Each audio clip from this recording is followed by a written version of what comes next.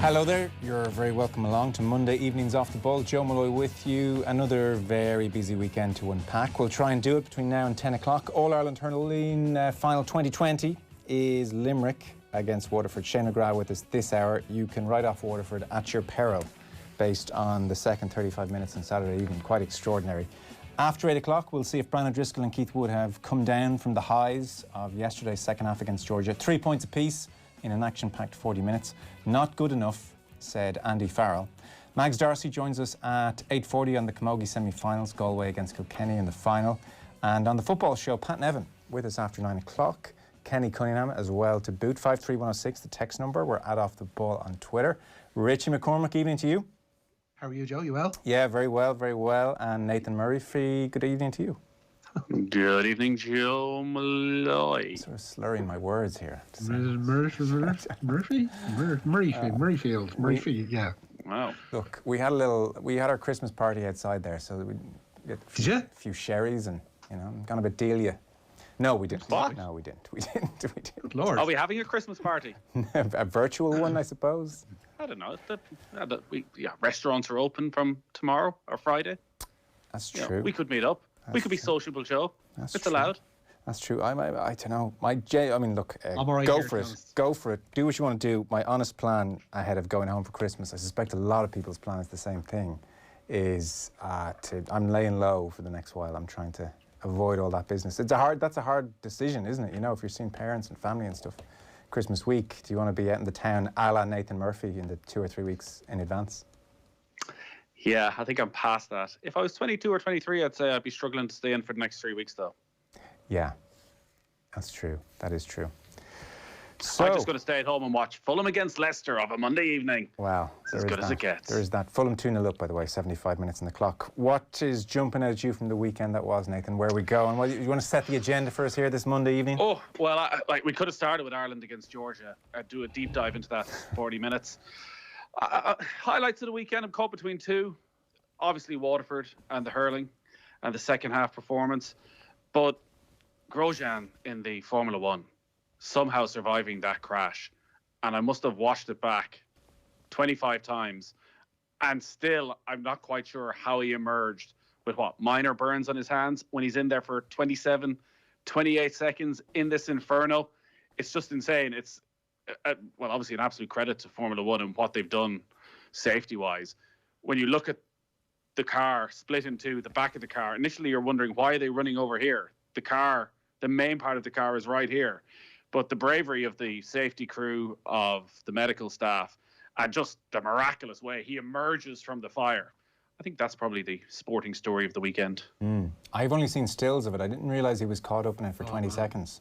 The actual footage of it is freaky. First, the overhead shot of the fireball as he careens into the barrier, and then there's that shot from across the track of him. You're just essentially looking at flames first of all, and you're like, all right, these guys are looking to put out the fire, and then this helmeted figure pokes a pole up from behind the barrier and starts clambering over it while himself in flames. You're going, Jesus Christ Almighty! There's absolutely no way that he's coming out of this in any great shape. You're thinking you have another Nicky Lauda kind of case in your hands.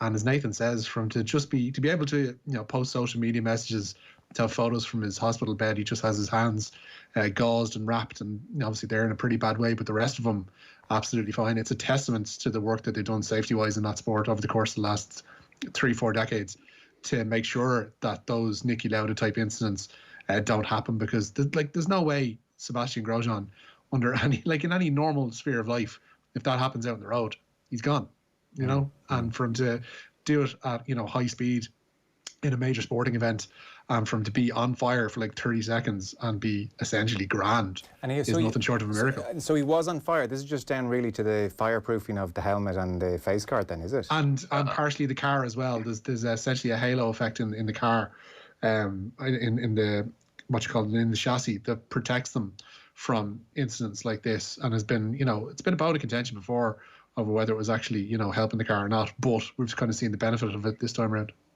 Well, Grosjean said himself in those social media posts from his hospital bed that he wasn't in favour of the halo. He didn't want it on the car, but he has changed his mind. Watch the video back, because you'll need to watch it 3 or 4 times, because the car completely splits in two and the back of the car is, say, 20, 30 feet away, and that's where you're looking, sort of assuming that the driver is still in there. But it turns out he's behind this barrier that I think was maybe the one safety failure, that the front of the car managed to go right the way through it. And it is just a ball of flames. And I think it's timed to 28 seconds where he's just sat there in the middle of it before eventually the safety officer comes out of his car, runs straight into it, and drags him out. Wow. Okay, I'll watch that. I've watched Jurgen Klopp versus Des Kelly twice, so I can definitely watch that once. I can definitely watch that once. How that exchange? I mean, Jurgen Klopp's moaning a bit too much here, a little bit, isn't he? I mean, like, I get his frustration, but like every week to be having to cut at the broadcasters, like, of course, BT are going to pick the best game available to them. And James Milner, was it a hamstring? Yes, congratulations. I was glad Des Kelly stood up for himself a little bit. Well, I think Des Kelly was ready for it. He was. So Jurgen Klopp did this with Sky last week, and Sky, bizarrely, didn't even broadcast it. They cut it. Obviously felt that it was too much of a dig at them. So I'd say Des Kelly was prepared and ready to Jurgen Klopp and had all his answers, but it's still a difficult task when Jurgen Klopp is right there in your face, ready for a scrap. I thought Brian Kerr was good on this yesterday and actually looked at it in a slightly different way. Yeah. That Klopp knew exactly what he was doing, and that while Des Kelly does have a very, very valid point of, there's no point talking to me about this, talk to your own CEO who needs to talk to the other CEOs. That probably is happening in private, but that doesn't have any effect. But actually Jurgen Klopp coming out on national TV, being this huge viral story all weekend, makes it a big, big issue that is going to come up again and again at every press conference now over the coming days and weeks. And maybe that is what ultimately forces something of a change the sort of change that Liverpool want. But yeah, it did come across as very petty. Well, I mean, if the broadcasters now aren't deliberately picking Liverpool for every half-12 game just for the the interview, the billion hits they'll get in the interview, then they're just not thinking, you know. Yeah. I mean, I do have sympathy. It's really tough, and obviously Wednesday to half-12, 62 hours. They're all saying it makes a big difference. Half-12 to 3 o'clock to half-5. Without being horribly old school, I'm slightly sceptical of that. And the flip side is that you do get those extra hours to then prepare for the game against Ajax, for instance, who are playing at half-5 on Saturday. So they've, those extra few hours go Liverpool's way in the Champions League. There's just no way around this. Ultimately, Klopp's point is, well, we're in different times now, and it's a more congested schedule, and that is true. But are you realistically going to ask BT to just give up the half-12 slot? Or do we want no football on half-12, or it has to be non-Champions League teams? Maybe, but I can't say when on Saturday I was bored silly around the house, as is my life right now, and I checked who's on the half-12 game. I can't say I was that upset it was like a really good team in Liverpool, No, and I think probably the point Jurgen Klopp's trying to make is these are extraordinary times. People need to look at things differently. But that chance was there. Unfortunately for him, football, the owners, the Premier League, the teams have decided as much as possible to rock on as if nothing has changed. Chris Wilder. It's Chris Wilder's fault. How many times did he mention Chris Wilder? He's so peeved at Wilder.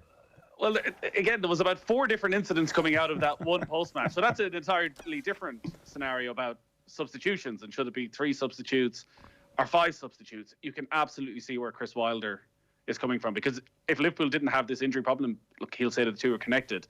Like Liverpool's 4th or 5th sub is probably a James Milner, who's Sheffield United's 4th or 5th sub. So it's totally understandable. Maybe there's rules around it, but yeah, these are difficult situations. I don't think anyone right now has any sympathy for Premier League clubs, footballers, managers, when people have gone through a lot more.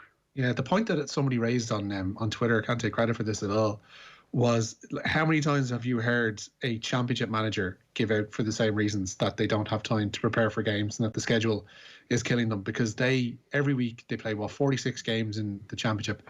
They go Wednesday, Saturday, and granted the kickoff times mightn't change that much, but they still have minimal preparation time for the actual games themselves.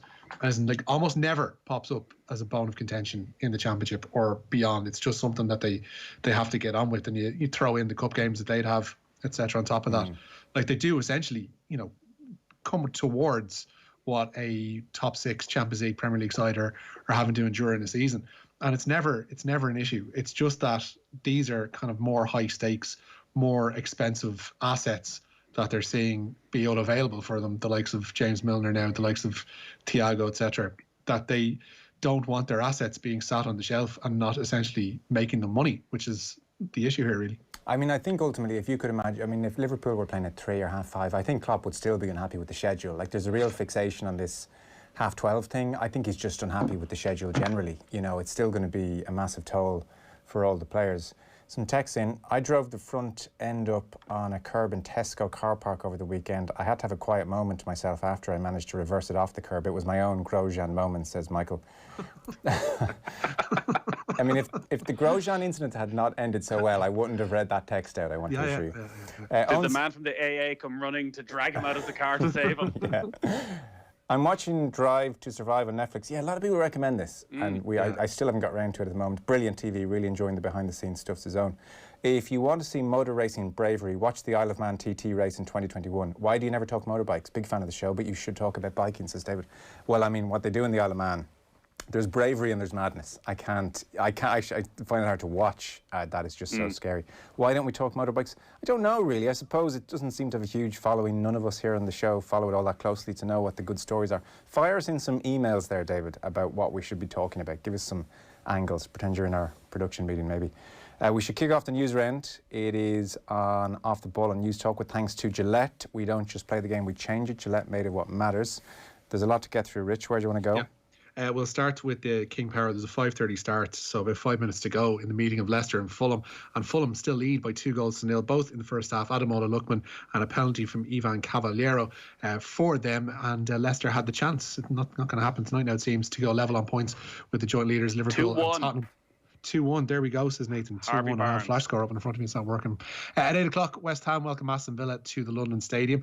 While in rugby, 2 provinces looking to maintain their 100% starts to the Pro 14 season tonight. Billy Holland captains Munster for the first time, not for the first time, but for the visit of Zebre to Thomond Park, while Ulster are at Murrayfield to face Edinburgh, and both of those games kick off at 8:15. Limerick forward Aaron Gillan's recuperating at home after spending last night in hospital. The Patrickswell forward took a knock late in last night's 27 points to 24 All-Ireland semi-final win over Galway. It's believed Gillan's problem was a back injury, and his availability for the All-Ireland final in a fortnight is to be determined. Meanwhile, Joe Canning was also kept in overnight after taking a knock to the head in a collision with his teammate Joseph Cooney. It's believed Canning suffered a concussion in the incident. Limerick manager John Kiley, speaking afterwards, said that the lengthy delay to remove Canning from the pitch actually worked in his players' favour. Yeah, it can be. Listen, you can't control that. You know, how can you prepare for it? You can't. Mikey Kiley was trying to engage them with a little bit of running during that time, just to keep them engaged in a bit of movement, more than anything, that they wouldn't go cold and pull a muscle. But you just don't know how players are going to respond to that. And I've seen it over the years where it's gone one way one day and it's gone the other way the other way. You know, sometimes the player and the team whose player went off, it galvanises them and they come with a big strong push afterwards. And other days, you know, it can be something that really they find it difficult to respond to. So, you know, it's for us on the line, we just, to be honest, we just left it as was and we just took the breather. There was a few players that were probably under a bit of pressure at that stage and probably were delighted to get the 5 or 7 minute break, not for the reason it was, but and we sincerely hope that Joe is okay and will be back on his feet again very shortly. But you know, I was glad at the break maybe for some of our guys at the time because they were under pressure. Yeah, thankfully the word on Joe Canning is good. There was a huge outpouring and he's recuperating, and we absolutely wish him well because it didn't look like any fun at all. Interestingly, Malachy Clerkin had this today in the paper. I mean, so Canning weighed in with 4 sideline balls points yesterday, and I mean, it's just it is artistry. It is nothing short of artistry to watch him do this. And if you're watching him going, God, he seems so good at this, better than most. The numbers really show how far out in his own Canning is when it comes to this skill. Joe Canning has scored 27 sideline cuts in his career, 27. Now, the closest to him in the history of the game is Mick Maroney, who played for Clare in the 70s. He has 8, and Canning has 27. Of the hurlers still playing, Noel McGrath and Austin Gleeson are the closest. They have 5. So Ozzie Gleeson and Noel McGrath have 5. Canning has scored 7 in the last month. He is just stunningly good at this. There was a great photo as well doing the rounds, Nathan. I don't know if you saw it, of Canning, you know, just after cutting the ball and it's taken off in the air. It's one of the most sublime skills, and he knocks over 4 in a game. Yeah, which a record for a championship match. And I saw Tommy Walsh making the point that because the surface is a bit more slippy with all the rain that's there, maybe it's a bit easier technically to sort of guide the hurl through it and get the slitter up. So maybe, listen, I think anything like that is sort of taking away from the brilliance of what Joe Canning can do. The debate there of should you give 2 points for a sideline cut? Yeah, heard Michael Dignan saying that. Then he was like, Canning out of 8 points just from sideline cuts alone. Without wanting to bring it down to your level, and without wanting to bring this to a Happy Gilmore level, is there a suggestion that given the way he's able to strike the ball from the sideline and score like that he'd be any use at golf? Oh, they all would be. All the hurlers would be. If you press, I mean, obviously they play with the cack-handed, I guess, is the wrong, they play with the wrong hand above the other hand, and some of them take that onto the golf course and it works fine for them. But if you press pause on any hurler at the top of his backswing, and I use the word backswing deliberately, it's not the worst position for a golfer either, so I think there's loads of them who are good. Davy Fitz is off scratch. I think a bunch of them are really, really good golfers.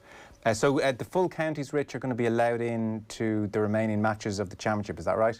Yeah, John Kiley was one of the most vocal critics about this rule, but the move to level 3 restrictions means full county panels will be allowed to attend the remaining matches in this year's Gaelic Games Championships. Up until now, access to stadiums was restricted to just the matchday playing squads, those squads of 26 for hurling and football. Limerick hurling manager John Kiley, as I mentioned, Mayo football boss James Horan, Dublin ladies football manager Mick Bowen, among those most vocal against that rule, but Minister for Sport Jack Chambers confirming today that the government are relaxing the rules as of this coming weekend. Yeah, I guess it makes sense if they're mixing the training. Vera Pauw not happy, and from the outset it looks like she's a fair point. Yeah, Republic of Ireland boss Vera Pauw has hit out at UEFA for the delay in getting her squad's COVID-19 test results. The Irish players and staff were tested yesterday morning ahead of tomorrow's must-win European Championship qualifier against Germany. The nearest UEFA-approved lab is in the UK, and it's understood the results won't be available until after the last training session, which took place this evening. Pauw expressed her anger over the situation, which is delaying her team selection ahead of tomorrow's crucial tie. I'm usually not taking out things to the press, but now I would like to say something. We have done our last testing yesterday morning, and if I have understood well, the samples went first to Northern Ireland, to Belfast, then to Birmingham with a flight, then on car to London. It should have arrived last night at 9 o'clock, and this morning we got the message that we only get the results in the afternoon. This is unacceptable. It's UEFA guidelines. UEFA has certain labs. I do understand that, but it's not as if Ireland is not having labs and not having very, very high qualified labs. And I do understand that UEFA needs to structure it, but why does Germany have already the results, and why do we need to wait till after our last training session? I think that this is something that UEFA really have to sort out. And I usually never use the press for this, but I find this unacceptable. I think it's fair. I think it's a fair point. Doesn't sound good. Maybe a walkover is the only fair solution. They all came in negative, thankfully. We just heard that in the past there as well. So that's good. The only player missing essentially tomorrow is Leanne Kiernan. She's got a hamstring injury. Yeah. She's going to miss the game. Now, there's a text in saying as well, it looked like Grosjean only burnt his hands when he actually tried to climb the barrier. Unreal safety equipment, clothes and cars, or else some kind of divine intervention. Surreal, says a texter. Sadly, the knock Joe Canning took might have looked at that point like it would be the worst blow to the head of the weekend, and by some distance it wasn't. This was just like the sound of it was just sickening. Yeah, Wolves say Raul Jimenez is comfortable after undergoing an operation on a fractured skull last night. The striker sustained the injury in a collision with Arsenal's David Luiz, with the Brazilian playing on. Brain injury group Headway have shared their anger and disappointment at the decision to keep Luiz on the field. And Gary Breen told this morning's OTB AM that such decisions shouldn't be left in the hands of players.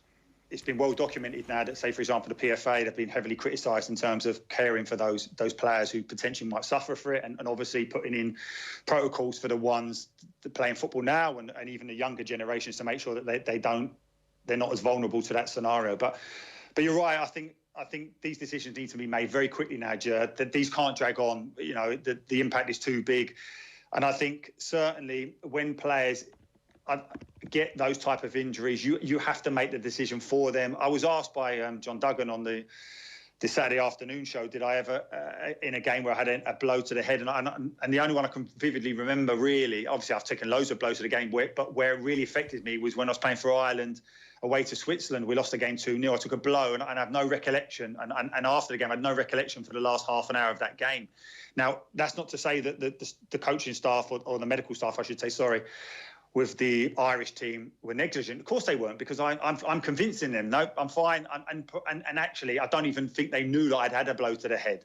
So this is the problem that you have. I just generally think that this is something that's just so prevalent right now, and it really needs to be addressed. The right protocols need to be put in place, because the other sports all over the world are putting football to shame in terms of the protocols that they now have in place, even the likes of cricket.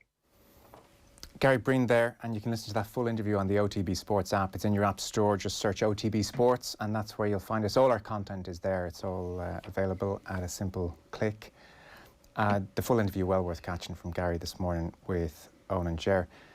I mean, certainly, Nathan, well, first of all, you wish Jimenez well. That is just, it was grotesque. It was just awful, and it was really horrible when you heard the sound. I mean, the lack of crowd made it all the more audible.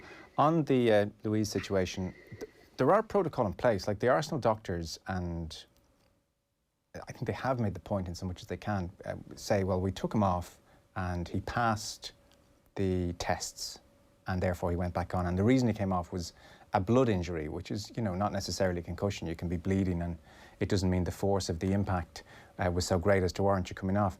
What I think has triggered people in this instance is the force of the impact was so obvious. You know, the speed at which Louise's head hit Jimenez's head was so obvious, and the protocol, they do allow the doctor to say that the player can come off due to a suspected concussion, concussion. So, and we see this in rugby, for example. Sometimes a player passes a HIA and the doctor still says, no, I've had a look at this, the incident, and we're just going to sit you out. So I think the upset is at the fact that yes, he passed the protocol, but surely just, never mind a replay, just a one-off viewing of the force with which his head clashed with Jimenez's head should mean there has to be at least a suspicion of concussion. And the protocols allow for the doctor to say suspicion of concussion means you're off. I think that's where people in this instance are a bit unhappy.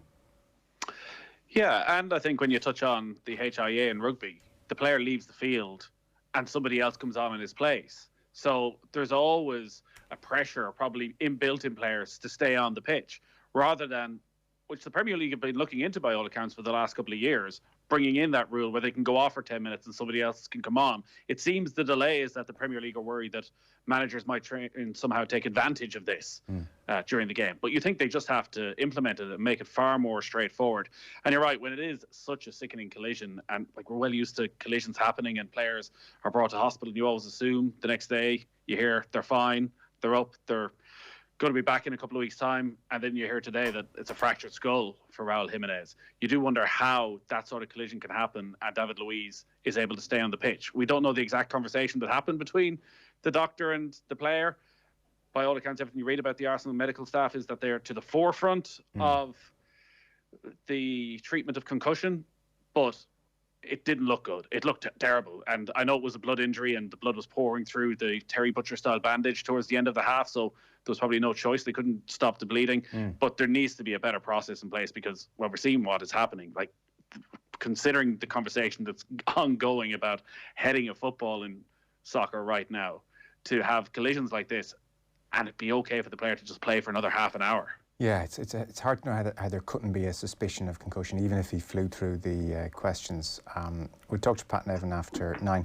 Richie, if I can just skip ahead just to one final story, people might be interested. Just David NEWSROUND was speaking to the media today. He doesn't speak that often, so what was he saying? He gave pretty much his annual briefing. The RFU performance director says the association has no plans to change their overseas player selection policy. Several high-profile internationals could find themselves moving abroad, with contract negotiations on hold until the new year. Jonathan Sexton, Peter O'Mahony and CJ Stander are just 3 of the players whose deals are up for renewal. NEWSROUND hopes all deals can be sorted the other side of Christmas, but says there'll be no change in their approach. No, we've got no intention of doing that, Neil, at the moment. I mean, at the moment, the position we've been in, as we've been in all along, is to, if players choose not to play their rugby in Ireland, it's unlikely that we would select them. It's not a hard and fast rule. There is no hard and fast rule about that. We've never had one. But our attitude towards it wouldn't change. We'd be selecting players who stay here and play for our provinces. Yeah, unlikely is the perfect word, isn't it? If Tyke Furlong goes, it's more likely. If someone else goes, it's less likely.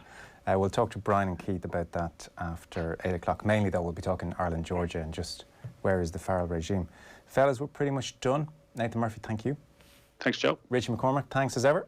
Cheers, lads. Before I go to the ad break, competition, we have teamed up with the INUA Collection Hotels, INUA, to give away a different weekend break every night this week. So tonight, it's 2 nights bed and breakfast at the Hillgrove Hotel in Monaghan, which has plenty of museums, theatres and shops for you to enjoy nearby. And you can buy hotel vouchers for any of the 9 INUA Collection Hotels at inua.ie.